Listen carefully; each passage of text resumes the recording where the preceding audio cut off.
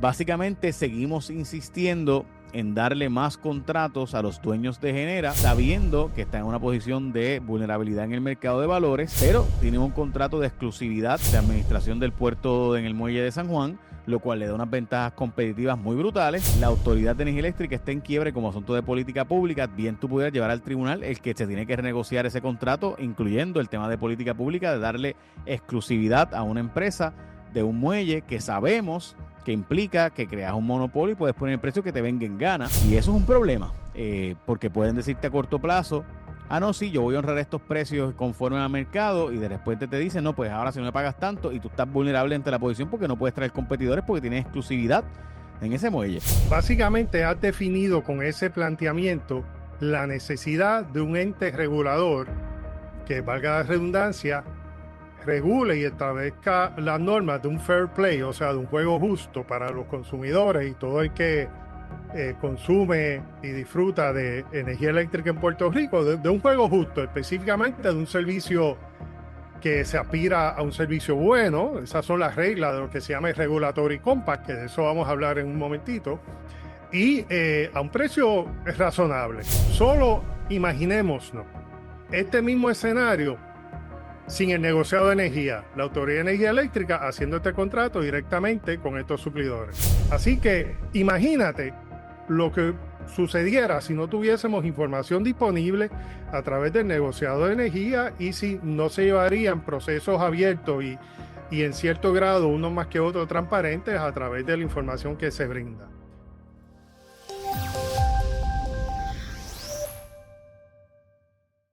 Gracias por estar conmigo. ¿Cómo está?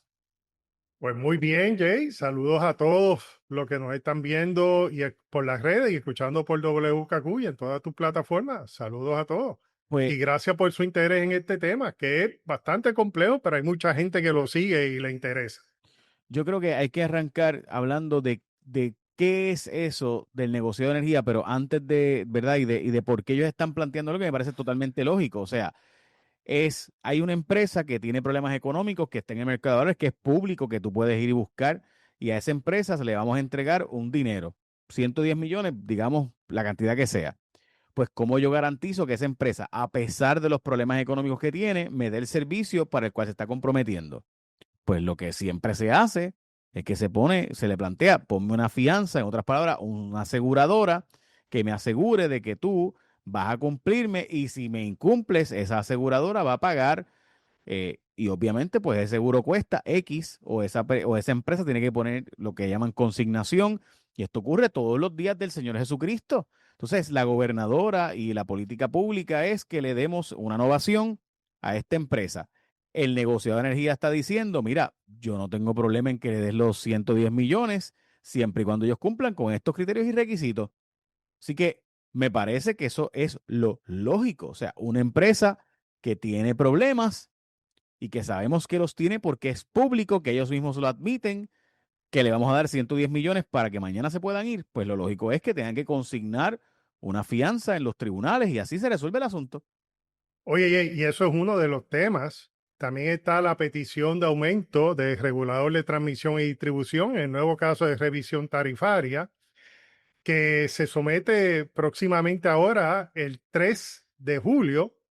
Está también lo que se ha planteado de establecer gas natural en la mayoría de las plantas, lo cual envuelve gasoductos. Eso requiere pues unos controles y un tipo de regulación. Bien, sobre todo lo que salió, creo que fue miércoles o jueves pasado, que la gobernadora mencionó que hay que hacer ciertos cambios en el negociado de energía. Oye, ciertos cambios, pero no le va a quitar poderes. Pues, ¿para qué hacer los cambios? ¿Entiendes? Uh-huh. Así que, pues con gusto comenzamos. Bueno, vamos a arrancar con eso. Yo creo que hay que plantear el tema del UMA también, o el operador, como usted le menciona, de transmisión y distribución. Eh, y hay que tocar que, en efecto, esta semana se va a plantear, este jueves, se va a plantear una petición por parte del UMA de revisión tarifaria. Hay que hablar de eso antes también, pero me gustaría arrancar con el tema del negociado y este negocio de NF Energía, o, ¿verdad?, los dueños de Genera, porque además acaba de salir el que también se le acaba de dar un contrato nuevo para la compra de combustible para todas las centrales menos Mayagüez y Ecoeléctrica Costa Sur, que lo va a hacer Crowley. O sea que básicamente seguimos insistiendo en darle más contratos a los dueños de Genera, sabiendo que está en una posición de vulnerabilidad en el mercado de valores, pero tienen un contrato de exclusividad de administración del puerto en el muelle de San Juan, lo cual le da unas ventajas competitivas muy brutales. Pero para mí, de nuevo, la Autoridad de Energía Eléctrica está en quiebre como asunto de política pública. Bien tú pudieras llevar al tribunal el que se tiene que renegociar ese contrato, incluyendo el tema de política pública, de darle exclusividad a una empresa de un muelle que sabemos que implica que creas un monopolio y puedes poner el precio que te venga en gana para, ¿verdad?, vendernos combustible. Y eso es un problema, porque pueden decirte a corto plazo, ah, no, sí, yo voy a honrar estos precios conforme al mercado y de repente te dicen, no, pues ahora si no me pagas tanto y tú estás vulnerable ante la posición porque no puedes traer competidores porque tienes exclusividad en ese muelle. De eso también quiero hablar. Sí. Y has traído, básicamente has definido con ese planteamiento la necesidad de un ente regulador que, valga la redundancia, regule y establezca las normas de un fair play, o sea, de un juego justo para los consumidores y todo el que consume y disfruta de energía eléctrica en Puerto Rico, de un juego justo, específicamente de un servicio que se aspira a un servicio bueno. Esas son las reglas de lo que se llama el Regulatory Compact, que de eso vamos a hablar en un momentito, y a un precio razonable. Y solamente te quiero plantear este ejemplo. Solo imaginémonos este mismo escenario sin el negociado de energía, la Autoridad de Energía Eléctrica haciendo este contrato directamente con estos suplidores. Imagínate. Lo que pasaba antes, que la autoridad pone el precio que le salía de los, Correcto. ¿verdad?, que le daba la Y gana. no solamente eso, ahora el negociado, porque una de las cosas importantes de que esto sea regulado es que la información es pública, porque el negociado de energía, y vamos a hablar de esto en un momento, que es parte de una red nacional de reguladores de utilidades públicas que se agrupan bajo el NARUC, y vamos a explicar lo que es el NARUC y todo esto en unos segunditos, pues ellos tienen, podríamos decir en términos generales, que se autorregulan, ¿no? Por la tradición que hay de regulación desde el 2019, y esta misma asociación entrena y da educación continuada y como un sistema uniforme, ¿no? De cómo operar a los reguladores a través de toda la nación. Así que imagínate lo que sucediera si no tuviésemos información disponible a través del negociado de energía y si no se llevarían procesos abiertos y en cierto grado, uno más que otro, transparentes a través de la información que se brinda. Pero para poder contestar y básicamente plantear la necesidad del negociado de energía, es importante plantear, Jay, que el negociado de energía de Puerto Rico, inicialmente Comisión de Energía, y lo voy a decir en puertorriqueño para que se entienda, no es un embeleco de la ley 57 del 2014. Esto no es Batia No, y Selhammer ahí. no, esto no fue algo, los autores de la ley 57 en un cuarto oscuro. Mira, desde 1907, esa primera década del siglo XX, se planteó la necesidad en estados como Nueva York, California, etcétera, de establecer reglas, un fair play a los monopolios, ¿no? Y era como un intercambio. Y esto se llama, y está escrito así en jurisprudencia, el Regulatory Compact, o sea, el acuerdo regulatorio. ¿Y qué establecía este acuerdo regulatorio? Mira, que se va a permitir monopolios en algunos casos porque son monopolios naturales y tú no puedes tener 5 cables de energía eléctrica que te lleguen a tu casa, ni vas a tener, y es bien difícil tener 5 tubos de agua o 5 tubos de gas que te lleguen. Cuando en Puerto Rico había gas que se llegaba a las casas, en Estados Unidos lo hay. Tú no puedes tener diferentes utilidades, diferentes tubos, diferentes cables que te llegan a tu casa. Son monopolios. Pues se estableció que se iban a permitir esos monopolios, pero se iban a regular mayormente para 2 cosas. Para que el servicio sea bueno y para que los precios sean razonables.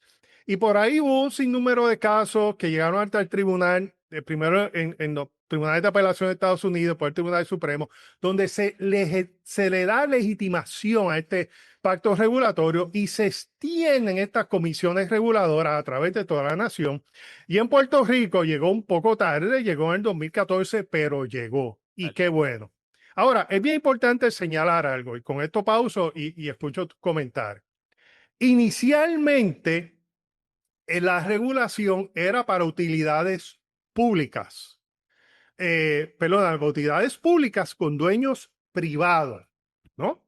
Pero luego, a mediados de los años 50, hubo varias personas, expertos en política pública, planificadores también, como Edward Banfield, que plantearon que aún las corporaciones públicas buscaban su propio beneficio y una frase célebre de Edward Banfield, que es un planificador bien exitoso o bien importante en Chicago, en sus escritos todavía se revisan y se enseñan en las universidades, es que la corporación pública que buscaba un fin público debía de morir y debía de no buscar defender sus propios intereses, sino que debía de morir al interés público.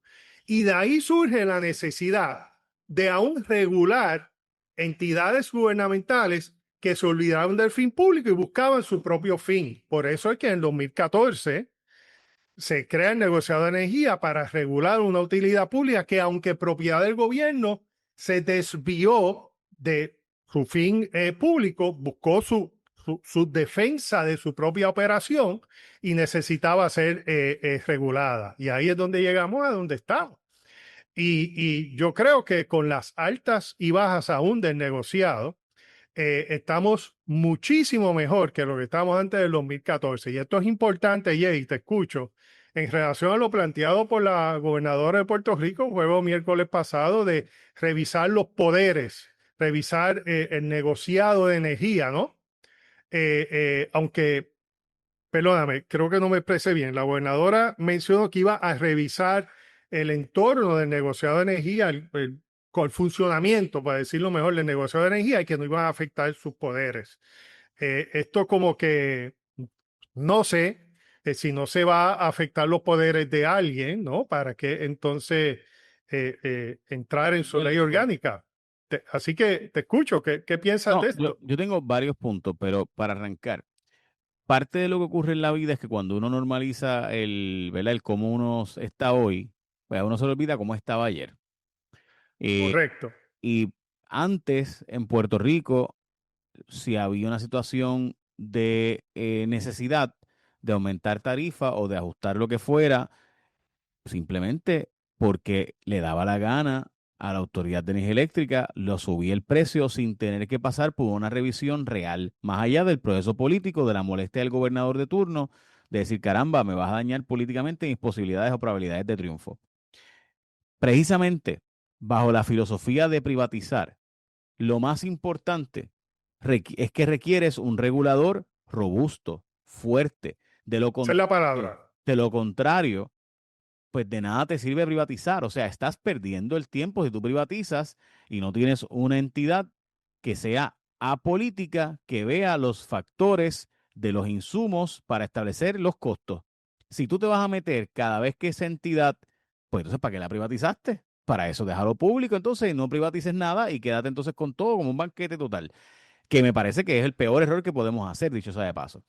Pero si se va atraer operadores privados, tiene que haber un regulador robusto. De hecho, parte de la preocupación que tenemos mucho, y esto lo dijo el CNN, no lo digo yo, es que hay demasiados reguladores, hay demasiada gente con algún poder. Por ejemplo, está el SAR de Energía, está las alianzas público-privadas, está ¿verdad? La Junta de Directores de la Autoridad de Energía Eléctrica, está el negociado de energía, está FEMA, que también determina gran parte de las operaciones, está entonces las autoridades federales del Departamento de Energía de los Estados Unidos, está también, o sea, todo este grupo, ¿verdad? Está la gobernadora de turno, está, o sea, entonces, la junta de directores de Luma, la junta de directores de Genera, los dueños de Genera, que New Fortress Energy, o sea, todos estos son stakeholders que hasta cierto punto se convierten en reguladores indirectos y directos de los procesos. El Core 3 es otra entidad adicional que también tiene su say en este proceso. O sea,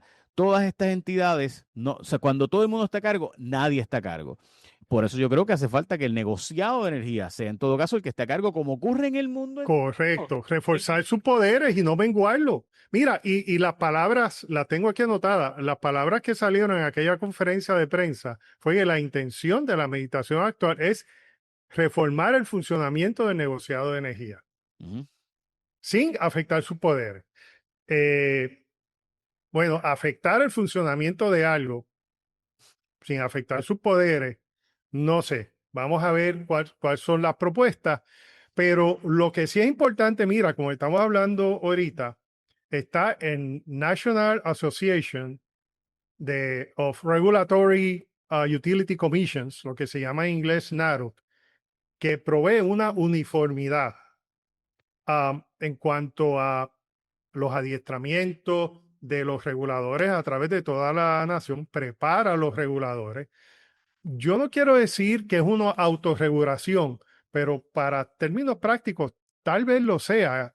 Tampoco quiero decir es como si fuera una acreditación, pero si tú eres miembro de de una organización y recibes educación continua y esta organización es a través de toda la nación y provee una normalización de la educación que reciben y la formación que reciben estos comisionados, pues mira, quiere decir que las comisiones que pertenecen a esta organización, como es el Negocio de Energía de Puerto Rico, pues no están solas y no están actuando arbitrariamente, sino que hay una uniformidad como actúan todas las comisiones de energía. Lo que pasa es que aquí en 2017 se le cambió el nombre a negociado, pero es una comisión de utilidad pública. Funcionan a través de toda la nación. O sea que meterse con el negociado de energía, que se entienda, es meterse cómo actúan todas las comisiones reguladoras en todos los Estados Unidos y son independientes, que ese es su primer punto.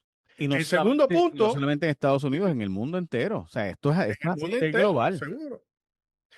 El segundo punto es que actúan por encima del beneficio de la utilidad pública, en beneficio del interés público para un buen servicio y tarifas eh, eh, razonables. Y tercer punto, que yo creo que es donde aquí viene la cosa, extremadamente transparente, extremadamente transparente. Y si veremos por el fin público y somos transparentes y tenemos uniformidad en un entrenamiento con todas las comisiones de energía a través de toda la nación, mira, eso no se toca, eso se deja que funcione y como ha funcionado, oye, y podemos haber estado en desacuerdo, y tú lo sabes muy bien, con algunas decisiones particulares. Y lo hemos estado, ¿verdad? Y lo hemos hablado aquí, Seguro. Sí, pero pero una comisión de energía, el hecho de perdona, que yo esté en desacuerdo con alguien no implica que esa entidad no es necesaria. O sea, yo puedo estar en desacuerdo con la decisión de la Autoridad de Acueducto y Alcantarillado de no haber dragado el Carraízo antes, pero eso no significa que no hace falta Carraízo. O sea, correcto, y en podemos este estar caso en es totalmente desacuerdo distinto. con algunas decisiones del Tribunal Supremo, pero eso no es que vayamos a eliminar el Tribunal Supremo mañana. Por eso, o sea, O sea, mi punto del agua es que, en efecto, o sea, si aquí, por ejemplo, y uso el agua porque es el ejemplo, ¿verdad? Si no es energía, es agua, en Puerto Rico entendemos la utilidad.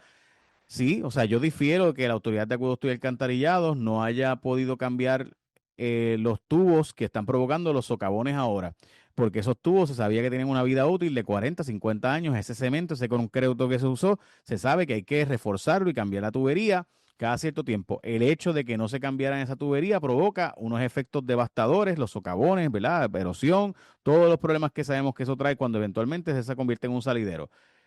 Y la autoridad de acueducto y alcantarillado, yo difiero de no haberlo arreglado. Eso no significa que no hace falta la autoridad de acueducto y alcantarillado, seguro.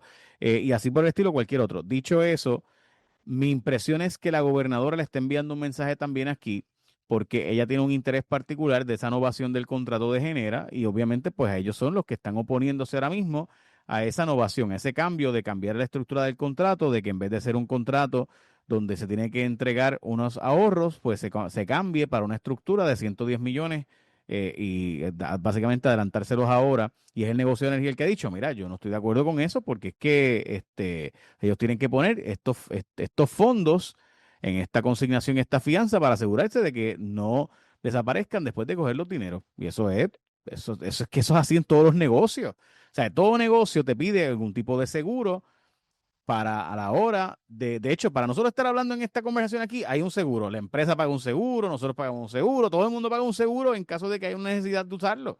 Por Dios. O sea, tiene que la empresa poner una aseguranza, una fianza de que no va a coger los 110 millones y mañana se va con los 110 millones y no dio el servicio para el cual se comprometió. Oye, y no solamente eso, también hay otros puntos importantes que el negociado va a estar viendo próximamente. Y es lograr un balance en el suplido de combustible, lo que se llama el energy mix. Y eso es bien importante ante lo que se ha planteado de hacer llegar gas natural a la mayoría de las plantas de Puerto Rico, Jay. Y eso No, puede implicar un problema en cuanto a estrategia del sistema eléctrico de cara al futuro. realmente a todas, porque se está planteando básicamente que se va a cambiar el gas natural a todas las plantas de generación eléctrica, menos AES, que no se ha hablado de esa, que esa es la privada. Pero básicamente entonces todas las demás serían de gas. Y eso puede ser un error y te explico. Puerto Rico no tiene energía endógena, o sea, aquí no hay gas natural, aquí no hay petróleo, aquí lo único que hay es aire y viento. Lo único que tenemos es aire, viento, radiación solar, olas del mar, o sea, la energía que provee la naturaleza. Y es bien importante, Jay, cuando aquí en Puerto Rico se hicieron los grupos para discutir un posible cambio en la ley, que eso se llamó el colaborativo del Sistema Eléctrico de Puerto Rico, que se llevó a cabo en el 2018. La razón por la cual todos los sectores de Puerto Rico apoyaron que Puerto Rico migrara en una eventualidad en un futuro a energías renovables es porque esa es la energía endógena que hay en Puerto Rico. Ujú.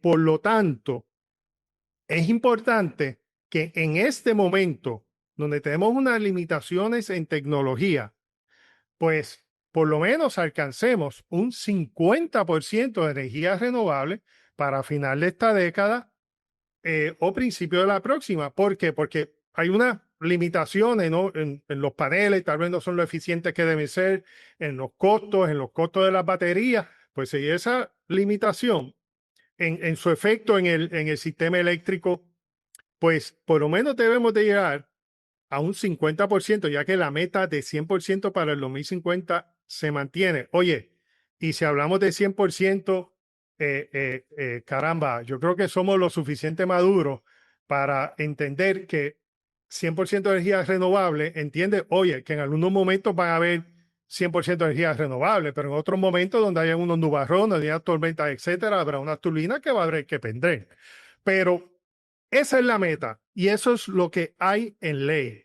Por lo tanto, hay que ir moviéndose a ese 50% de energía renovable final de esta década o principio de la próxima, Jay, por todos los eventos geopolíticos que están ocurriendo. Hace apenas una semana estábamos a punto de una guerra mundial Mm.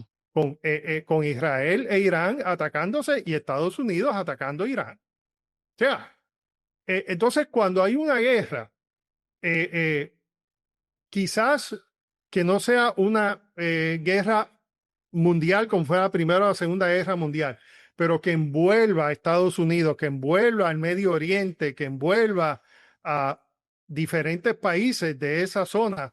¿Qué hay en esa zona, Jay? ¿Qué Gas, hay en el Medio Oriente que nos afecta a nosotros? gas y petróleo, y en el caso específico Petróleo, de gas Irán, natural. en el caso específico de Irán y Qatar, son jugadores bien grandes de gas natural. O sea, nosotros nos vamos a meter en el gas.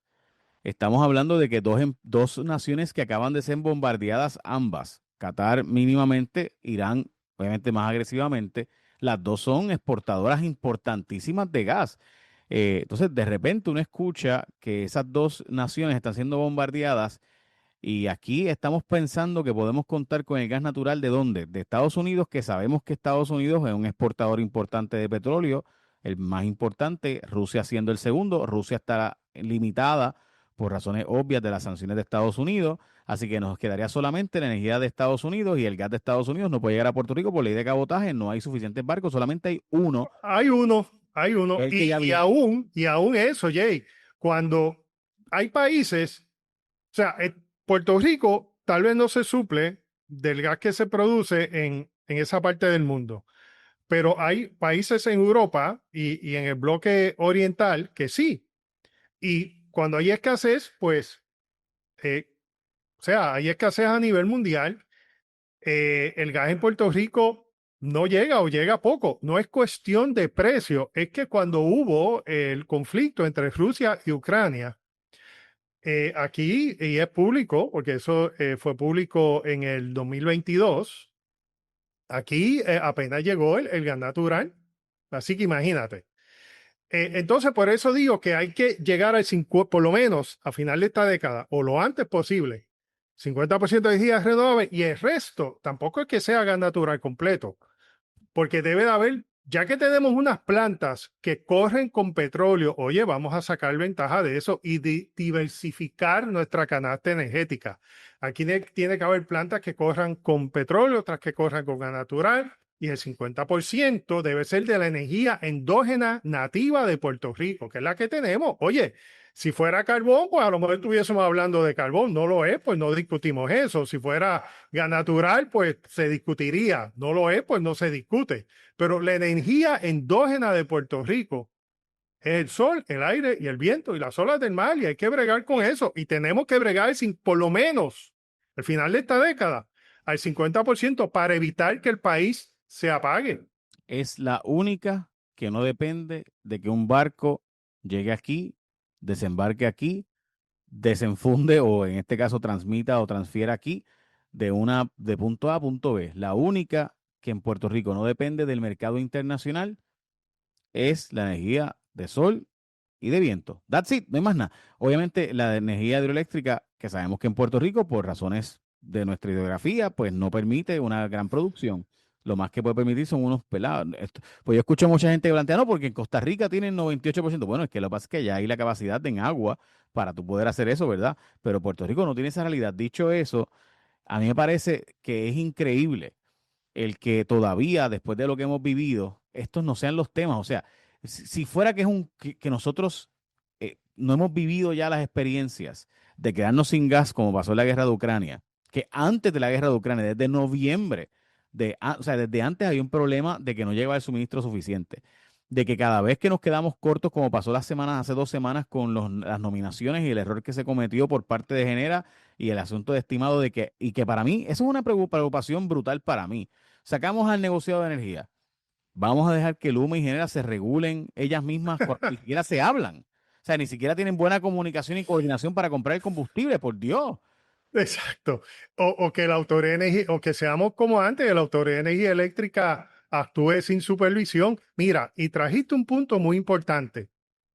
Cuando tú tienes una utilidad pública que tiene unas características que algunas son muy positivas, por ejemplo, la mayoría del liderato de los líderes de la Autoridad de Energía Eléctrica, específicamente en generación, lo que conocen es generar energía con combustibles fósiles por medio de combustión. Y eso es muy bueno porque tienen esa ventaja.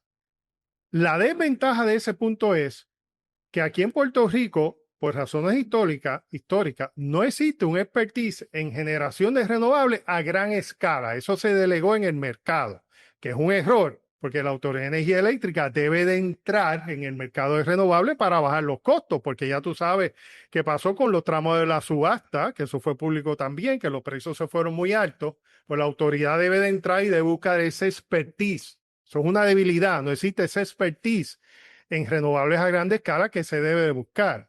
El expertise que existe es en combustibles fósiles a gran escala. Por lo tanto, ahí es que hace falta el regulador para crear ese balance. Pero no solamente hace falta el regulador, hace falta el apoyo del ejecutivo, del gobierno de turno, del gobierno de la administración actual, tanto al regulador como en traer ese recurso experto en generación renovable a gran escala para que entonces podamos crear ese balance y podamos tener seguridad energética. Y si queremos plantear esto desde un punto político, no hay un punto mayor de seguridad nacional que está alineada muy bien con la creencia del Partido Republicano, que es el partido que gobierna actualmente Estados Unidos. El gobernador ha manifestado que simpatiza, ¿no?, con eso. Pues no hay mayor visión de seguridad energética que del Partido Republicano. Eso es seguridad energética, pero en Estados Unidos eso significa gas natural y petróleo. Aquí, seguridad energética es una mezcla de diferentes fuentes de energía, comenzando con lograr un 50% de renovables y cuando la tecnología lo permite, llegar al 100% en 2050, que creo que es razonable. De acuerdo. Independientemente de eso, de nuevo, si uno piensa que el negociado no ha hecho el trabajo, pues yo esperaría vistas públicas de la Cámara o del Senado o verá un cuestionamiento público o algo. Pero vamos a hacer legislación para quitar la autoridad y poder sin hacer un estudio previo siquiera de los por qué se están tomando las decisiones y lo totalmente razonable, de nuevo, que es el que un negociado plantee lo que haría cualquier empresa cuando está haciendo negociaciones con una entidad que está presentando problemas económicos según el mercado de valores en Wall Street. Estos son los datos, ¿verdad? Esto está regulado, esto está, ¿verdad? Hay unas empresas que son acreditadoras y que te advierten de la situación y que han dado downgrades y etcétera, etcétera. O sea, la cantidad de datos que hay disponibles, pues lo lógico es que tú le pidas a esa empresa que haga una gestión mínima de garantizarte su, ¿verdad? Su estadía y su capacidad económica de proveerte los servicios por los cuales lo estás contratando. Eso es básico. O sea, eso no es Seguro. nada, eso es al revés. El Y colmo es es que no lo hicieron. necesario para el país. Ahora, y ahí te pregunto yo, si de a ti de Guapa, tú lees en la prensa que Guapa está buscando modificar el funcionamiento de Jaguar Media, ¿qué tú pensarías? ¿No sería una presión para ti eso? Y que de nuevo, parte del error, creo yo, de lo que está ocurriendo, es que si tú de verdad quieres hacer eso, ¿verdad? De cambiarle la estructura al negociado, cambiar lo que fuere, pues antes de eso, mínimamente deberías cuidar las formas y hacer vistas públicas y preguntar y cuestionar, porque, de nuevo, si esa entidad está siendo presionada para tomar decisiones de política pública, ¿verdad? Pues yo lo que plantearía es que lo menos que yo quiero es presionar al regulador que va a decidir cuál es el futuro energético del país en que yo vivo. Yo quiero que se tome la mejor decisión para Puerto Rico, no a base del criterio político partidista, porque para eso precisamente los trajimos y para eso estamos privatizando el sistema eléctrico. Si no, pues honestamente no vale la pena. Todo lo que se ha hecho es perder el tiempo. Oye, eso me hace recordar que cuando se quería, y traigo una analogía con el Tribunal Supremo, porque el Tribunal Supremo es el Tribunal de Puerto Rico, ¿no? En el aspecto del derecho, pero el negociado de energía es un tipo de juez también, ¿no? Pero juez administrativo. Y recuerdo yo, en el 2009-2010, no se cambió ni se le restó poderes al Tribunal Supremo de Puerto Rico, pero se aumentó los miembros del Tribunal de Puerto Rico, creo que de 5 a 9, para llevarlo a una mayoría, ¿no? Alineada con la administración de aquel momento. Ahora te menciono. Tú vas a convenciones que yo he asistido, donde se discuta el tema regulatorio en Estados Unidos, y ahí tú vas a ver doctores en economía. Ahí tú vas a ver doctores en ingeniería. Ahí tú vas a ver gente extremadamente preparada eh, en el campo de la regulación de utilidades públicas a través de toda la nación. Si aquí en Puerto Rico cometen el error de agrandar y ensanchar el negociado con gente que tenga un sesgo ideológico, pero no tenga el conocimiento, hasta ahí llegó el negociado de energía. Ujú. Esas son las cosas que hay que tener cuidado, ¿no? También me recuerda en el año 2000 con la Junta de Planificación, donde antes la Junta de Planificación cambiaba sus miembros escalonadamente, ¿no? Se cambiaba escalonadamente. Y para la década del 2000 vino una ley donde los miembros de la Junta de Planificación iban a cambiar por cuatrienio. Mira, la Junta perdió su lustre, definitivamente, y es una Junta muy buena. Conozco la mayoría de los miembros, Pero si tú tienes que renunciar a la Junta de Planificación, y yo fui miembro de la Junta de Planificación 2015 a 2016, y cuando hubo un cambio de gobierno, todo tuvo que renunciar porque era ley. Mira, se pierde la continuidad de los trabajos independientemente del profesionalismo de la gente que hay allí. O sea, y son las cosas que se deben evitar. En ambas instancias no se legisló para quitar o añadir poderes, pero esas acciones, mira, prácticamente afectaron significativamente la operación de estas entidades. Eh, Vamos al próximo tema, porque si no nos quedamos ahí, yo honestamente creo que eso es que simplemente es tan obvio que no puede ser que tomemos livianamente el tema de quién va a ser el negociado que revise todo el futuro energético de Puerto Rico, especialmente en un momento tan neurálgico como este. Pero dicho eso, me gustaría también saber tu impresión de este nuevo giro o este nuevo rumbo de Luma, que va a tener que plantear una posibilidad de un aumento en el costo energético base eh, para esta misma semana, para el jueves. Mira, en el 2014, como te dije, a través de la Ley 57, se crea el negociado de energía y se establece este marco regulatorio que establece que cada 3 años tiene que haber un caso de revisión tarifaria. La primera decisión del caso de revisión tarifaria, el negociado se creó en aquel momento Comisión de Energía en 2014. La primera decisión se llevó a cabo en el 2017, después de un caso de aproximadamente un año, un poco menos de un año de duración. En el 2020 tuvimos la pandemia, la autoridad estaba en medio de la quiebra, no se llevó a cabo el caso de regulación tarifaria y en el 2023 comienza el caso de revisión tarifaria. A finales del 2024, principio del 2025, se nombra el oficial que va a regir el caso de revisión tarifaria que ya está en vigor, que se me va el nombre, pero es un conocedor de Nueva York, del área de Nueva York, Hempling de apellido, bien, bien importante en la regulación de energía y ha escrito varios libros en el tema. Y ya desde principio de año comenzó con el aspecto preparatorio, ¿no? de este caso de reforma tarifaria y ahora en julio 3 se somete el caso. Pero es importante que se sepa que esto es parte de la ley 57 que establece cada 3 años se debe someter, se debe de revisar las tarifas. También es importante entender, y esto es bien importante que lo tengamos claro, que el operador puede presentar una tarifa provisional, no de emergencia como presentó hace unas semanas atrás, porque las emergencias son para unas actividades y unos eventos específicos. Pero el operador puede plantear que necesita una tarifa provisional para atender sus necesidades mientras se aprueba lo que ellos proponen en el caso de reforma tarifaria. Es importante, y con esto termino para escucharte, que en el 2016, cuando se llevó el primer caso de reforma tarifaria, estando la autoridad en quiebra, totalmente insolvente, o sea, en quiebra, entre comillas, porque no había ley de quiebras en aquel momento, pero total, o básicamente se acababa de crear promesa, pero la autoridad se fue a quiebra en el 2017, ¿no? Eh, y en el 2016 la autoridad estaba totalmente insolvente. El aumento que se pidió fue de 1.29 centavos y se aprobó un aumento provisional en esa magnitud y luego se termina el caso de revisión tarifaria, se reduce a cerca de un centavo, poco más de un centavo, una décima de un centavo, que fue 1.0 algo centavos.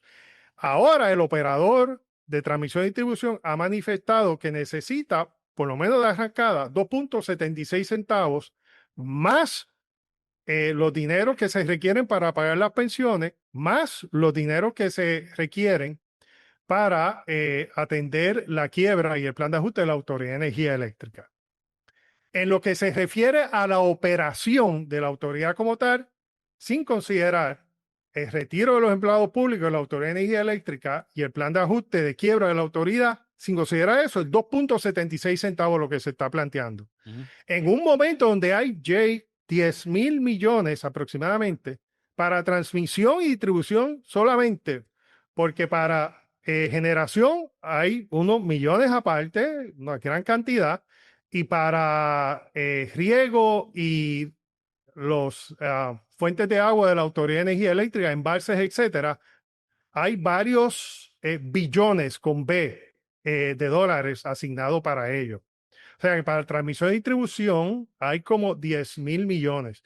Por lo tanto, Jay, si tenemos 10,000 millones, pues la tarifa provisional para la operación de lo que es el día a día de la Autoridad de Energía Eléctrica no hace falta. Lo que hay que hacer es poner a correr los fondos de reconstrucción federal que se conocen como los fondos FEMA.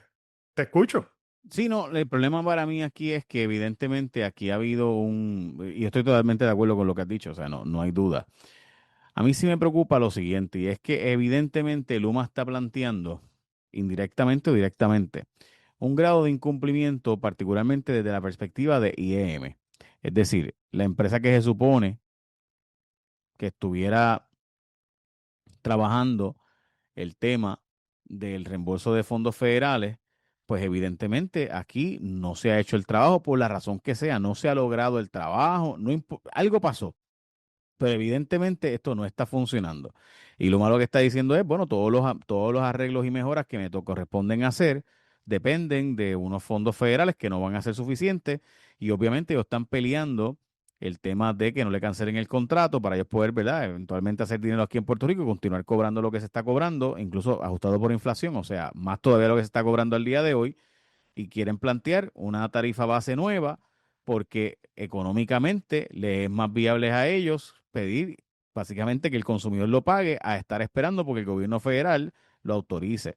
Y es evidente eso que está ocurriendo. La cosa es que parte de lo que se supone que aquí hubiera ocurrido desde un principio es que Luma fuera un consorcio de un trío, no de una dupla, que se supone que era ATCO, Quantas, dos empresas de energía y una empresa experta en fondos federales que era IEM, que se suponía que IEM, que tiene un montón de cabilderos reconocidos aquí, ¿verdad? Me refiero a cabilderos locales y de Estados Unidos, pues se supone que fuera una empresa bien experta en fondos federales para asegurarnos de que esos fondos fluyeran. No están fluyendo, por la razón que sea. Y esa entidad, que es el contratista de Luma, pues yo no sé, pero entonces lo fácil siempre va a ser que el consumidor lo pague.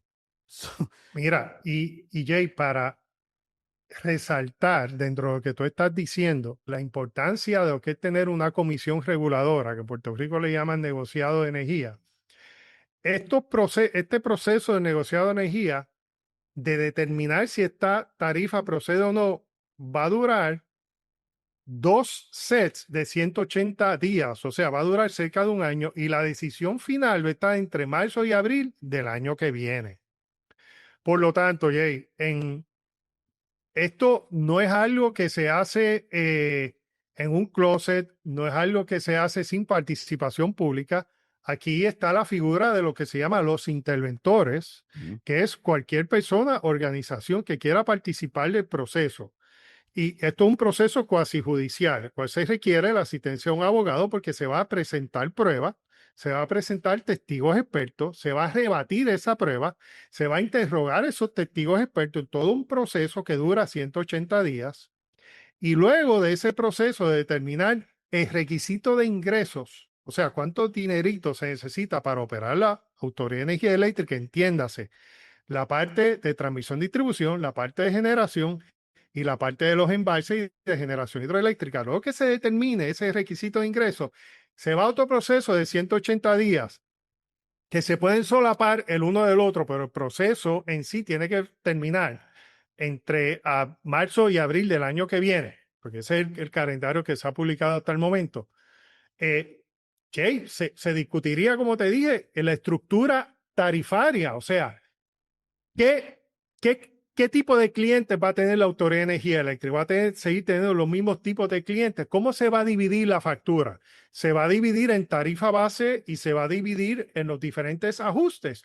¿O va a haber algo más sencillo como es una tarifa de lo que son los cables, para que tú sepas cuánto te cuestan los cables, y otra tarifa de energía, más cuánto cuesta la iluminación pública o cuánto cuesta el dinero que se le da a los municipios por la contribución en lugar de impuestos, lo que se llama ICELI, y se va a establecer más claro. ¿Ves? Esa estructura tarifaria, ¿cómo se va a establecer el plan de ajuste dentro de la factura de la Autoridad de Energía Eléctrica? Eso va a ser otro proceso que va a durar 180 días. O sea, que aquí tenemos unos procesos extremadamente organizados, que todo lo que se discute se hace público a través de la página del negociado de energía, y eso antes, ¿cómo era antes? Ach, No, ahí. no tenía nada, Junta de directores y apagado. no se hacía nada. No era un proceso de un año, tú no contratabas literalmente a la persona que escribió el libro de tarifas, que es el señor Hempling, en Estados Unidos, que ha escrito varios libros sobre el tema. Eso no se hacía. Aquí tenemos la crema de la crema que va a dirigir este proceso, y es un proceso transparente y que se va a llevar a cabo como un proceso administrativo, ¿no? Conforme a la ley de proceso administrativo uniforme, que conoce de eso, ¿no? Donde se presenta pruebas, se presentan Mire, testigos expertos. Correcto, y son procesos de amplia participación ciudadana. yo tengo que plantear que, Tomás, que yo eh, sigo pensando que todo esto se hubiera evitado y todo esto pudiéramos estarlo evitando si tan solo en el proceso de quiebras de la Autoridad de Energía Eléctrica hubiéramos aprovechado ese proceso para verdaderamente reestructurar la Autoridad de Energía Eléctrica y en vez de estar con una entidad privada que esté trabajando estas cosas, tuviéramos ahora mismo un proceso más público. Eh, Porque realmente la autoridad está en una posición bien compleja cuando tú estás en quiebra y simultáneamente todo eso, y by the way, de todos los factores, o sea, mira toda la gente que tiene que ponerse de acuerdo para que este sistema funcione. Tiene que ponerse de acuerdo el SAR de Energía, Alianza Público-Privada, el COR 3, FEMA, la Junta de la Autoridad, obviamente los cuerpos políticos, que no los voy a contar ahí, pero llevamos ya seis entidades. Más entonces tiene que ahora entrar el negociado de energía, que es el más importante, que es el séptimo. Más también entonces entra el Departamento de Energía de los Estados Unidos, que es el octavo. Más entonces entra el Tribunal Federal, la jueza Laura Taylor Swain. O sea, ya hay nueve entidades que tienen que básicamente de alguna forma intervenir para hacer cualquier cosa funcional.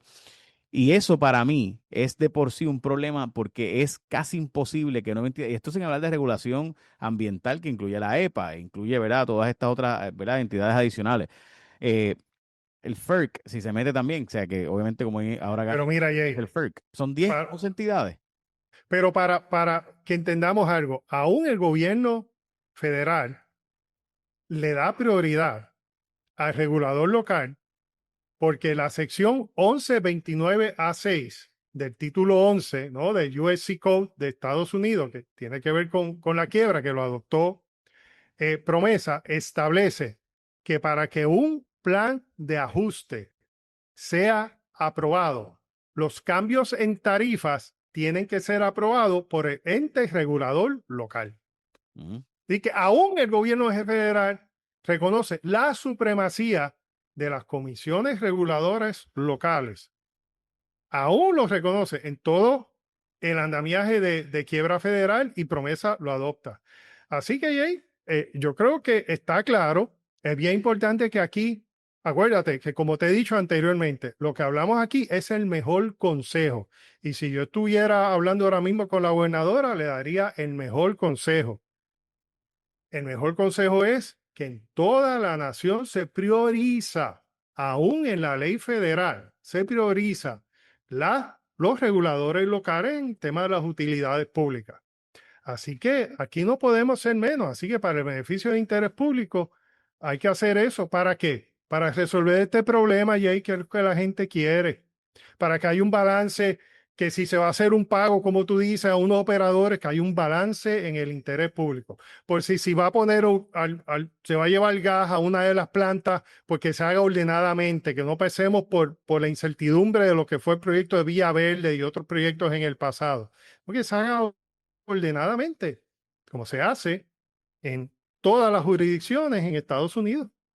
Ok, eso era precisamente lo último que quería plantearte, y creo que pudiéramos estar hablando de energía 2000 horas, eh, porque evidentemente es el tema más importante, pero ahora mismo Estados Unidos está en una situación de, hay una carrera hacia el AI, hacia la superinteligencia, y esa carrera hacia la superinteligencia eh, tiene dos factores limitantes, y explico esto brevemente.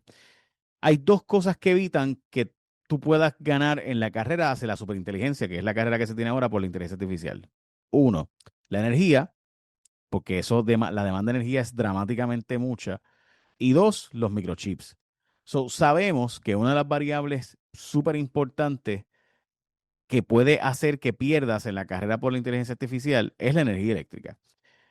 Y francamente, yo no veo un tema más importante en este momento, probablemente en el mundo, que no sea el que tú domines el tema energético, porque de lo contrario va a perder la primacía en cuanto al tema de inteligencia artificial. Porque la otra variable, que son los microchips que tiene Nvidia, China evidentemente o los está consiguiendo por contrabando o está creando sus propios microchips súper sofisticados, porque ya hemos visto lo que pasó con DeepSeek y otras entidades chinas que evidentemente son capaces de producir cosas bastante análogas a las que tiene ya Estados Unidos, a pesar de que supuestamente no tiene acceso a los microchips, pero sí tiene una producción energética tan dramática que están aumentando la generación energética que tiene Polonia al mes. Polonia es la 18ª economía del mundo. De hecho, logran producir 28 veces más que lo que produce Puerto Rico de energía renovable nada más. O sea, ellos acaban el Imagínate. mes de mayo producir 93 gigawatts, o sea, 28 veces más de lo que produce Puerto Rico en toda su generación de todos los combustibles y toda la energía renovable y bla, bla, bla. Ellos lo hacen 28 veces más en un mes, lograron instalar. De nuevo, eso no es real para nosotros. Yo jamás voy a plantear algo así. Pero mi punto es que no hay un tema más importante que este a nivel global en este momento. No lo hay. De hecho, o sea, es el tema a nivel mundial. Es el tema principal. ¿Quién va a dominar la inteligencia artificial? Y para eso necesitas dominar los microchips y la energía. Y ahí hay un tema, Jay. Y aquí estamos hablando o sea, aquí estamos todavía hablando de los años 80 y jugando un juego bien, bien peligroso de retraso y rezago y de detente y que los fondos federales sigan alargándose con todo el backlog que hay a nivel global, con la premura que deberíamos estar teniendo y no la hay. Correcto. Y como te decía, eso es un tema extremadamente importante, pero es un tema que hay que analizar mucho cuidado, con mucho cuidado. Y lo que pasó la semana pasada entre Estados Unidos e Irán e Israel es una lección. Ujú, ¿Cuál era el elemento en común? O sea, ¿por qué se bombardeó a Irán? Porque estaban trabajando con uranio. ujú, Siempre se ha hablado y se ha mencionado que la solución al tema energético son plantas nucleares. Bueno, hay dos tipos de plantas nucleares. Una que se ha utilizado históricamente desde 1950 para acá, que es la que utiliza fisión nuclear, que tú divides átomos normalmente de uranio para producir energía, porque esa división subatómica genera energía. ¿Qué sucede? Cuando tú haces fisión nuclear, se puede crear lo que se llama una reacción en cadena que es difícil de detener. Y eso pues ya hay unos precedentes, Chernobyl y otros sitios que han causado unos desastres. Y no solamente eso, sino que el país que tenga una generación por fisión nuclear va a tener uranio. Y el uranio de por sí o sea, el tener uranio, imagínate, el conflicto entre Estados Unidos e Irán hubiese escalado y se hubiese generado un conflicto eh, perdurable de varios meses. Y aquí hubiese una planta nuclear.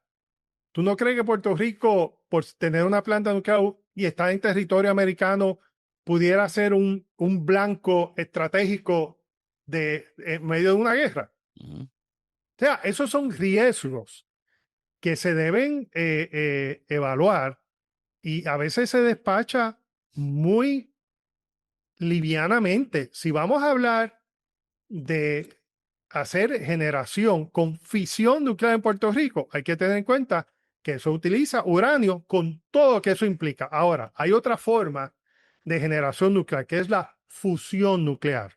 lo que se está haciendo actualmente, y hay un pueblo en Virginia, que creo que se llama Chesterfield, que hay un spin-off, o sea, una compañía que salió de MIT, que está haciendo la primera planta de fusión nuclear. Esa es energía nuclear positiva, buena y buena para el ambiente. Tú coges dos isótopos de hidrógeno y produces helio, Sí, que y básicamente, es controlado, y como se produce a altas temperaturas, es algo controlado. Y la radiación que se produce es mínima, porque en el peor de los casos se liberan unos neutrones, y un neutrón tiene una vida promedio de 15 minutos, ¿no? ujú. Claro, en esos 15 minutos los neutrones pudieran afectar algunos componentes de esos equipos, que obviamente cuando se dispongan se van a tener que tomar las medidas de seguridad correspondientes. Pero está la fisión nuclear, que trabaja con uranio, y está la fusión nuclear, que son dos isótopos de hidrógeno que producen helio. Yo creo que hay que estar bien de cerca con el proyecto que se está haciendo en Virginia. Y si se ve que eso pudiera funcionar, hay que empezar a traer esa tecnología a Puerto Rico para tener fusión nuclear en Puerto Rico, que eso sería un tipo de energía renovable, porque, ¿sabes? Los isótopos de hidrógeno algunos se obtienen en el mar y otros se producen en un laboratorio, pero el producto es helio. Tú unes dos isótopos de hidrógeno para producir helio. Todavía no se ha nombrado y se ha designado específicamente como energía renovable, pero es algo bien similar a ello. Y eso pudiera ayudar a Puerto Rico significativamente en lograr metas de autosuficiencia energética. Sí, o sea, Es algo muy positivo. que sin duda, obviamente no está al nivel todavía de lo que puede llegar a ser, pero pues se supone que para eso tenemos universidades y entidades, ¿verdad? Como las que tenemos. Se Oye, supone. así mismo es. Porque parte de lo que siempre ocurre cuando tú y yo hablamos de esto es que me escribe alguien, y te lo digo porque pues, pasa bastante, que me escribe, pero es que ustedes hablando de esas elucubraciones, eso no va a pasar, qué sé yo, y yo. No, hay una planta que se está construyendo en Virginia, que ya está en construcción. O Y sea, yo no lo, y, son, y yo lo que le digo a la no es gente, fantasía. y no, pero es que, pero supongamos que en efecto sea algo que todavía está en proceso, que en efecto lo está. Pero mi planteamiento es, bueno, es que no se supone que nosotros estemos trabajando precisamente buscando las nuevas, porque para eso tenemos los billones de dólares, ¿no? Para buscar en investigación las cosas que pudiéramos llegar realmente a hacer, y no las cosas que se han hecho y ya, que son las que tenemos las fallas que hemos tenido. Pero nada, esos son otros 20 pesos. Yo tengo que terminar porque obviamente pudiéramos estar aquí horas hablando, pero realmente quisiera plantear por último el asunto este de lo que ha pasado recientemente con el tema de Luma y Género y la confrontación que ha habido entre ambas. Yo tengo una preocupación de verdad, de verdad. Eh, y esto yo sé que para mucha gente va a ser como, ¿verdad? Una preocupación medio tonta, pero no lo es. Cuando tú tienes dos entidades que tienes a cargo el sistema de compra, de venta y que tienen a cargo el futuro energético de Puerto Rico, y esas dos entidades fallan en el tema de las nominaciones, es decir, de cuánto combustible se va a comprar. Y lo que ocurre es que una se está señalando a la otra, cuando se supone que trabajen en conjunto, porque Luma hace los estimados, Genera hace las nominaciones, hace las compras. Yo esperaría, eso es bien preocupante para mí. Y yo sé que para alguna gente va a decir, Jay, eso es romántico, las empresas siempre van a jalar para su lado, todo el mundo va a echar la culpa a otro, la gente nunca acepta la. Y sí, es romántico, es cursi. Pero es que en un momento cuando tú ves que hay una guerra en Irán y que está esta inestabilidad y esta situación de Rusia y Ucrania y que todos los combustibles están con la vulnerabilidad que sabemos y que nosotros no podemos depender de un solo barco que es el que nos trae, todo lo que implica esto genera hasta a punto de irse a la quiebra o sus dueños, etcétera. Todas esas variables que tú no tengas al menos la capacidad de tener comunicación eficiente para hacer correctos los estimados de las nominaciones para comprar el combustible que necesitamos para poder operar al costo mejor posible y que ni eso se pueda hacer bien. Esas son palabras mayores para mí. Mira, para eso hace falta supervisión. Y eso, la entidad a cargo es la Autoridad de Alianza Público-Privada, que yo he insistido que ese rol debe estar en la Autoridad de Energía Eléctrica. Oye, y cuando hablo de Autoridad de Energía Eléctrica, no es la Autoridad de Energía Eléctrica de antes, pues eso ya no existe. La Autoridad de Energía Eléctrica, lo que hay es prácticamente un grupo mínimo de personas que tiene unas funciones específicas, especialmente en torno al riego y generación hidroeléctrica, y un poco la administración de algunos contratos. Pues mira, debe haber un grupo en algún sitio, bien sea en la Autoridad de Energía Eléctrica o en la Autoridad de Alianza Público-Privada, lo que se cambia la ley, si finalmente se cambia, que se encarga de velar que esto no pase, Jay, porque esto es supervisión de contrato. Y tú contratas a dos personas, y esto lo hemos hablado extensamente. Lo privado funciona. Aquí, la operación del país completo. Mira, el Producto Interno Bruto de Puerto Rico, mayormente, como en un 90-88%, es generación, es producto del sector privado. Mm. Pues lo privado funciona, pero hay que supervisarlo. O no hay que supervisar gente, Jay. Claro. Tú contratas a alguien y le dices, más o menos, haz esto, más o menos así, y nos vemos el año que viene. No, esto es supervisión y debe existir un grupo, quien sea, en la Autoridad de Energía Eléctrica, como dije, o en la Autoridad de Alianzas Público-Privada, que supervise a estos dos operadores, tan sencillo como es. No es tan complicado. No, mira, y te recuerdas, para terminar, una vez estuvimos en Cuarto Poder a principio de año. Tú me preguntaste qué hacía falta para tener una generación confiable en el verano, que ahora vienen los conciertos de Bad Bunny en 2 semanas. Y yo te dije, hay que arreglar las plantas existentes. Y empezaron las sugerencias de traer barcazas y que generación. Mira, eso va a estar para septiembre. ¿Qué había que hacer? Arreglar las plantas existentes. O sea, hay que partir de lo básico. ¿Qué hay que hacer para resolver el problema de generación? Arreglar las plantas existentes. ¿Qué hay que hacer para que los operadores funcionen? Supervisarlos. Y hay que enmendar esos contratos para bajar los costos porque están muy elevados. Y hay que supervisar muy bien esas peticiones de unos presupuestos muy altos porque eso significa poca eficiencia en la operación. Sencillo, Jay. Parece sencillo.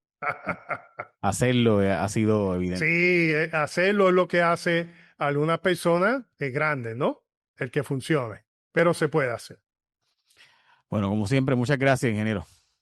Estamos a la orden, Jay. Siempre gracias por la oportunidad. Si llegaste hasta aquí, tú eres parte de la resistencia. Ahora suscríbete. Casi 40 de cada 100 no se suscriben y piensan que están suscritos. Dale subscribe al canal y la campanita. Nos ayudas un montón cuando te suscribes porque hace que el algoritmo empiece a enviarle a otras personas como tú. Suscríbete aquí en mi canal de YouTube, Jay Fonseca PR.